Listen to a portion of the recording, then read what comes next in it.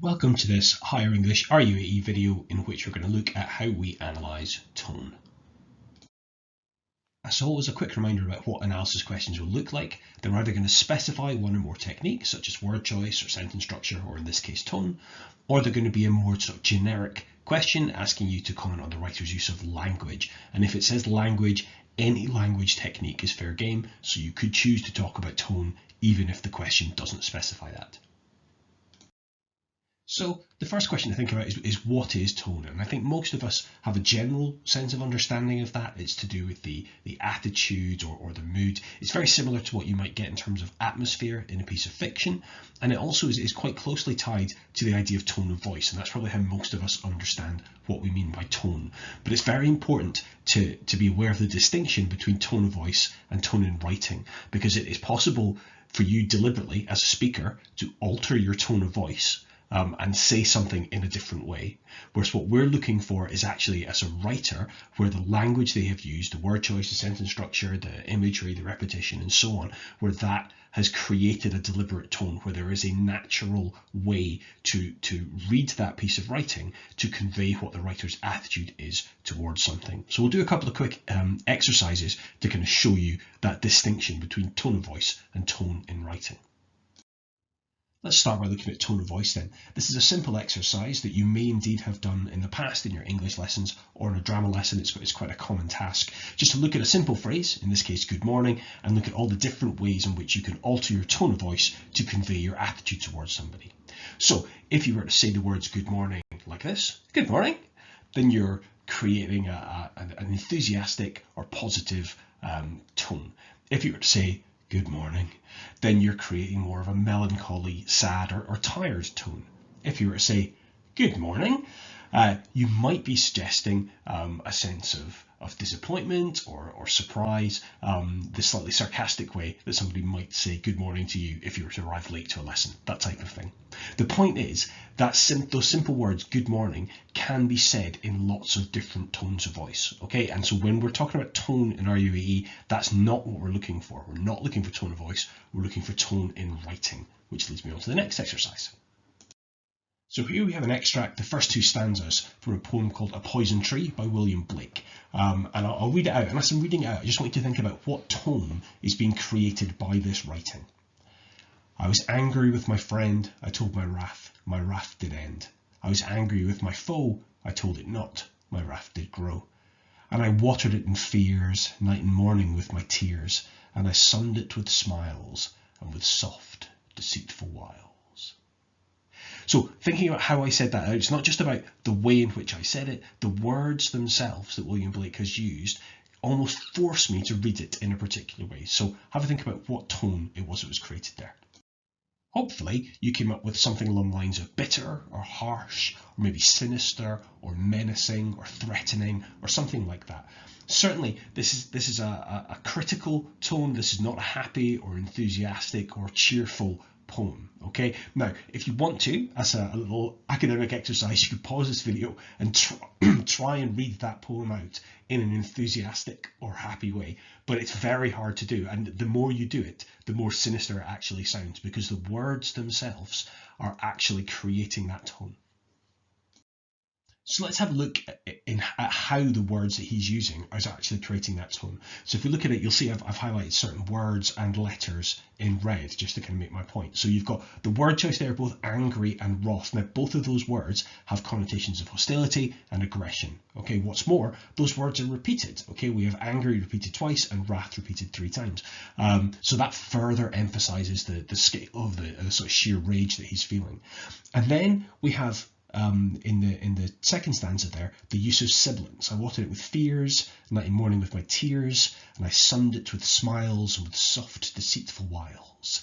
Now, sibilants, which is that repeated S sound, that can have lots of different things. It can sometimes be like a positive, soft thing. If it's a description of a piece of water or something, it might be kind of conveying the sort of the gentle sound of the waves. But very often, sibilants is used to create something that's a little bit more scathing, a little bit more bitter, and in particular it's kind of reminiscent of snakes and serpents. And of course, in kind of Western Europe particularly, snakes are associated with evil, with the Garden of Eden, with the sort of the temptation there. So as soon as you get a lot of sibilants like that, you're getting certain sinister, threatening, evil kind of undertones. Okay, so in these particular stanzas, the use of word choice, the use of repetition, and the use of sibilants is what's creating that kind of malicious, nasty, evil tone. So to link this back then to an RUAE paper, the type of questions you might get might look something like this. You might get one in which there's a specified tone. How does the writer's language create a blank tone? And it'll tell you what kind of tone they're looking for. You also might get one that has a non-specified tone. How does the writer's use of tone convey whatever the idea is? You then need to both identify what the tone is and how that tone is created. And then lastly, of course, as I mentioned at the beginning, a general language question, you can also talk about tone there. So how does the writer's use of language do whatever it is that it's doing? You can choose to talk about tone there as well. Now, often people get very worried about tone questions. They think they're harder than they are, and they are generally viewed as sort of one of these differentiator questions that not every student is going to be able to access. But actually, I think tone questions are easier than a lot of people think they are. Okay, there's a reasonably simple process for you to follow. If you follow that process, you can first of all boost your general language analysis by talking about tone in any kind of language question, which is good. And also talking about tone is often the key to unlocking that extra mark for a detailed and insightful comment. If you can talk about what language features being used and then go on to talk about the tone it's creating and go into kind of more nuance and detail about what the writer's attitude is, then you are more likely to unlock those extra marks because you're more likely to be commenting at a more sophisticated level.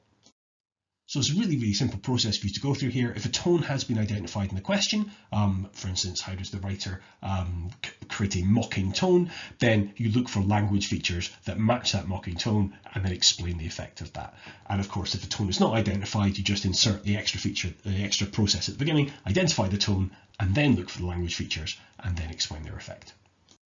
Now, there are literally hundreds of potential tones out there, and the wider your vocabulary is, the easier you're going to find it to pin down these sort of specific tones. Okay, so be alert to that when I am using particular words, or when your teacher's using particular words, or when you're reading words that convey somebody's tone. Kind of try and lodge those away in your memory. Try and kind of hold on to those vocabulary words. What I would say is the first step at Higher is to narrow down the tone into kind of one of these three broad categories. Is it positive, is it negative, or is it neutral? Once you've done that though, don't stop. Okay, that is not good enough. Positive, negative, neutral are not precise enough to get you a mark at Higher in terms of a tone. Okay, you need something more specific. You need to kind of narrow it down into something more precise. But it's a very important first step. Is it positive, is it negative, or is it neutral? So once you've done that, you then need to think about, is that positivity, for instance, being demonstrated enthusiastically or affectionately, in which case it's an enthusiastic tone or an affectionate tone? Is that negativity being shown through sarcasm or irony, or is it more scathing, more bitter? Is that neutral tone the writer being balanced and fair, or are they being matter-of-fact and presenting something that is opinion as if it is just an objective fact? Okay, and there's a list there. I'm not going to read them all out, but there's a list there of some potential tones. So do feel free to kind of pause the video at this point and have a look at those. Any that you're not sure about, maybe write down and have a look up in the dictionary just to kind of see what they are. But these are the kinds of words you want to be using in your analysis. And in this slide here, I'm just revisiting one of the word choice examples that I've got. If you've looked at my word choice video, this is one of the examples we used there, where we looked at the word choice of our former Prime Minister, David Cameron, where he used the word swarm when he was sort of describing refugees, and that kind of conveyed his kind of attitude towards them. And what I've done here is I've presented how you would look at that in a word choice question, and then how you would look at that in a tone question, where we talked about him adopting a contemptuous tone. Okay, so he's showing the fact that he feels contempt for these human beings. The word swarm has connotations of insects or rats, which suggests he sees refugees as vile or disgusting. This shows his contempt for the human suffering of the refugees. Okay, so notice what I've done very clearly there in the tone is I've said all the same connotations there in that word choice question, but I've made it really clear that it's creating a contemptuous tone. And what I mean by that is that he has contempt for the suffering of the refugees. He doesn't care about the refugees. So let's put that into practice by looking at some worked examples of tone analysis. As we go through this, you'll have an opportunity to pause the video and have a think for yourself, maybe even write an answer out before then carrying on with the playing and sort of seeing what I've come up with. So here's the first example. Okay, I'll read it out and then you might want to pause it and have a think about what tone you think is being created here. I'm fed up listening to scaremongers talking about the E. coli virus, telling me my child should never visit a farm or come into contact with animals. I'm sick of organisations that are dedicated to spreading the idea that threats and dangers to children lurk everywhere. I'm fed up with charities who on the one hand attack overprotected parents and at the same time say children should never be left unsupervised in public places. So what tone is being created by the writer there? Feel free to pause the video while you make your mind up and kind of commit to a tone. We're not just looking for positive or negative or neutral here, we're looking for something more specific than that. So hopefully you come up with initially the idea that it was negative, and then you've moved on to perhaps the idea that they're exasperated or frustrated. Now some of you might have been tempted to use a phrase like fed up as a tone, which is generally fine as a phrase to use to describe tone, except for the fact that the writer uses the phrase fed up twice in the actual passage itself, and you're always looking to kind of find your own spin, your own way of expressing it, using your own words as far as possible. So we would say that this is a negative tone, this is an exasperated or a frustrated tone, because that's what the writer is feeling. They're feeling frustrated, they're feeling exasperated, they're feeling fed up. So of course the next question is, how is that exasperated tone created? So same as before, have a look at this, pause the video, have a look through it and think, okay, what is it within these words that the writer has used that are conveying to me that they're exasperated or they're frustrated? Okay, so pause the video, have a think about that, and only press play when you're ready to skip on to the next bit, and we'll talk about the language techniques there.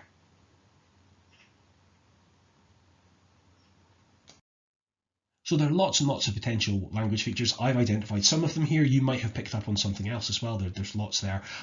We've obviously got the word choice there of words like scaremongers, for instance, sort of suggesting that they're deliberately causing fear. We've got the idea of them feeling sick, so they're not kind of almost kind of physically ill at how often this is happening. The repetition of the phrase fed up, not only showing that they are fed up, but the repetition really emphasizing that it's happening again and again and again.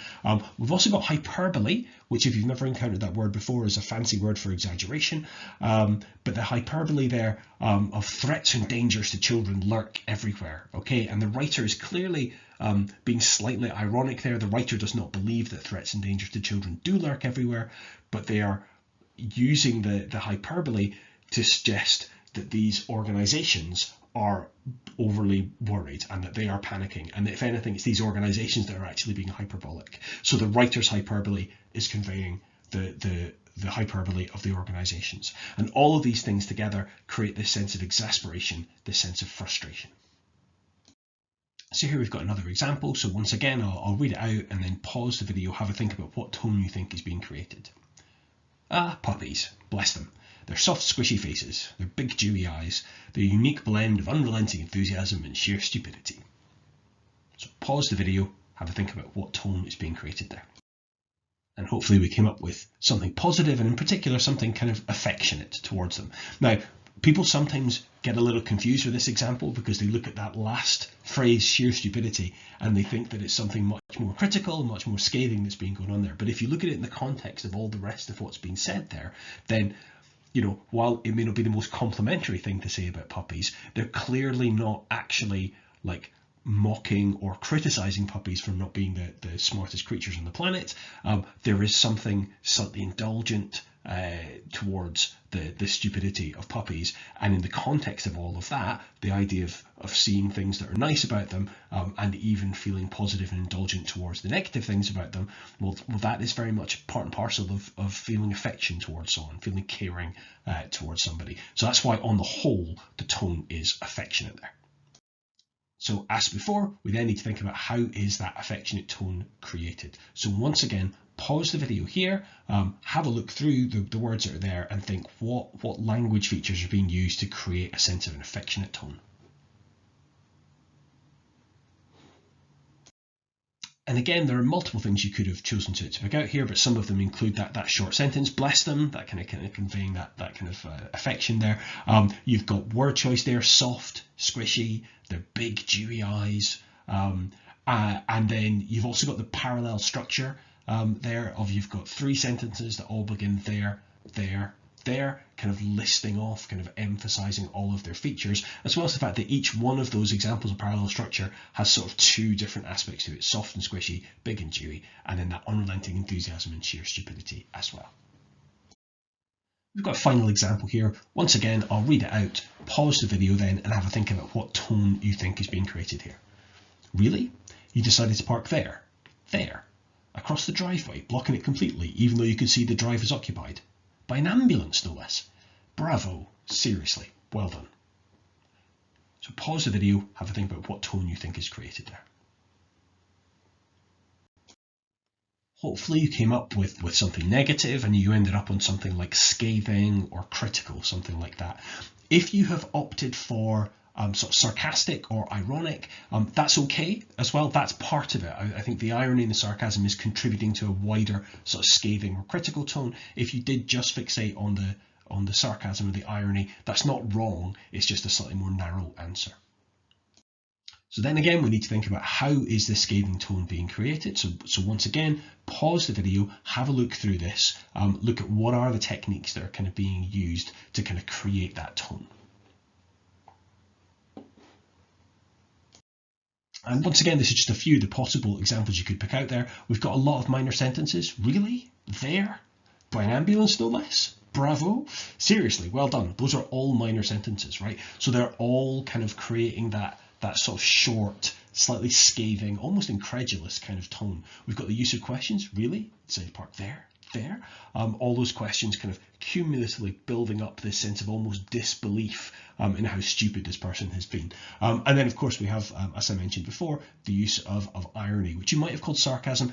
Generally speaking, we'd say sarcasm is spoken and irony is what we would find in the written word. But to be honest, if you call it sarcasm, the SQA are not likely to punish you for that, okay? But irony is a better term to use. But yes, the irony there of saying bravo, seriously, well done, when it's very obvious that they don't actually think they've done a good job. So all of those things together create that kind of scathing tone about this person's parking. So there you go, that's just a few examples of how you might analyse tone. Obviously there's so many different possible tones out there that I couldn't possibly give you an example for every single tone. So I encourage you to practice as much as possible. As with all of these RUAE videos, the best way of ongoing practice with this is to find your own examples of newspaper articles or blogs or columns and read them and analyse the language that's within them. And part of that now can be thinking about the tone that's being created. And remember, tone is often not created just by one language feature, but by multiple language features working together. Okay, so maybe you analyze some word choice and some sentence structure and some imagery, but then you step back and you think all of those things together are creating this tone, and talk about that. Okay. And as a final reminder for you, here's that list I shared earlier of some sample tones. This is by no means an exhaustive list. There are many, many more that you could come up with, but this is an example of the types of words that you should be looking for. If there's any of these words that you've never encountered before, then just look them up online, find yourself a definition and add that to your vocabulary, and that will make your future analysis that little bit more precise, that little bit more nuanced. So that was the video on analysis of tone in higher RUAE. I hope you found that useful. As always on our YouTube channel, there are a bunch of other videos there looking at sentence structure, word choice, own words questions, and so on. Please do make use of them and share them if they're helpful.